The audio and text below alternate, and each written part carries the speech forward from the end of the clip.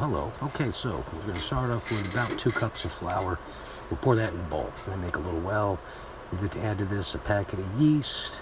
And then we're going to add some sugar. Now I'm using brown sugar. You can use white. That's about 4 tablespoons. Normally you can use 1 or 2, but that's just me. All right, we're going to throw some water in there, a little mixy. And we're going to just try to soak up some of that flour. And a little bit more water and more mixy. And we're just going to keep doing that until we get all that flour somewhat incorporated. Okay, now we're going to get into it. So you get your hands in there, and we're going to start moving around and start the kneading process. I don't recommend you try to do it as quickly as I am. Skills like this take years of practice and training. So just take your time, get a little more water, a little more flour, and some more mixy, kneady, and keep scraping the side of the bowls. Just get all that stuff up. We're going to use a total of about 3.5-4 cups of flour when all is said and done. It's a fantastic way to get your fingers clean also.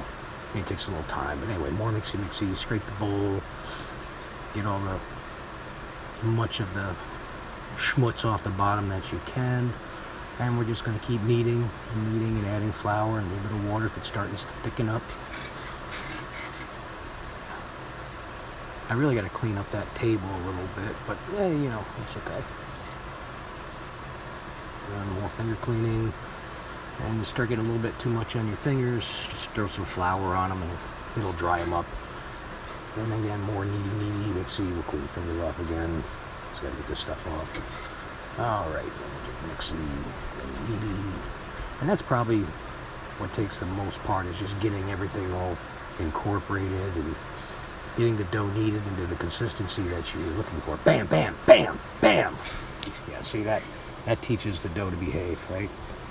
And we'll just keep getting some more that's off my fingers, a little bit more dry flour. We'll just more mixy, kneady. Hang in there. It gets better. Okay. Just get all that stuff that I just put in there. Get all that used up. Scrape the bowl a little bit more.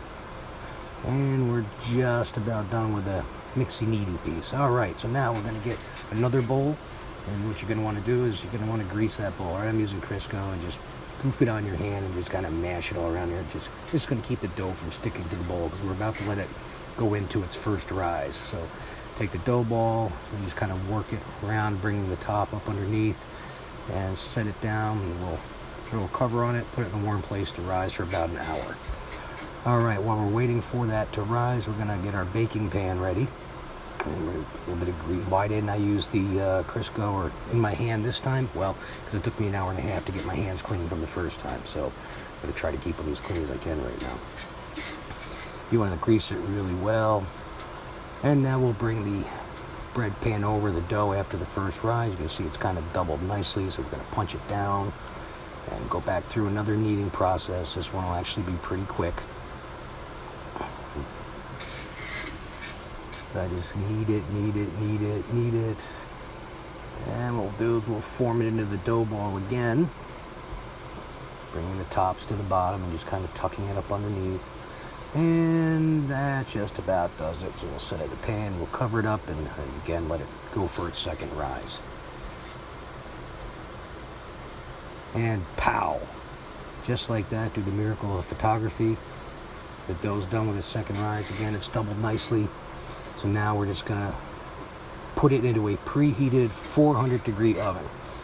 And just forgive me while I go over and try to find my pan handle, because I really did not prepare as well as I should have. There we are. Okay, so now get the camera. Got to have the camera so you can see what's going on. All right, that's a good-looking pan right there. Anyway, so over to a 400-degree oven that has been preheated. And in it goes. And you're going to want to let this bake anywhere from 35, 45, 50 minutes. But what you're looking for is the top of the crust is brown, and when you tap on it in the center, ooh, see like that? Look how golden that is. Not quite done yet. But anyway, so if you tap it on the center, it sounds hollow. All right, so here it is, the moment you've all been waiting for. Here's the bread out of the pan. We're going to set this here to cool. Oh, just enough for the pan to cool so I can handle it. And move it to a rack. And here we go, moving it to the rack. You'll notice the black glove on the left hand. That's very important. You have to have a black glove. We'll set the bread there, and we're gonna let it cool. Oh, I don't know, 5-10 minutes maybe. You don't want to try to cut it too soon, because then it's just kind of hot. Here we go. We'll slide it onto the cutting board. As you can see, very simple process. Nice golden brown, nice crust. I'll bring out the Moroccan's bowl. And the crusts are the best part of this project, my friends. You have to have the crust. So see, nice. And if you want, you can, let it rise a little longer, give it a little bit more airy. See, it's proof positive. You can actually eat it. It's delicious.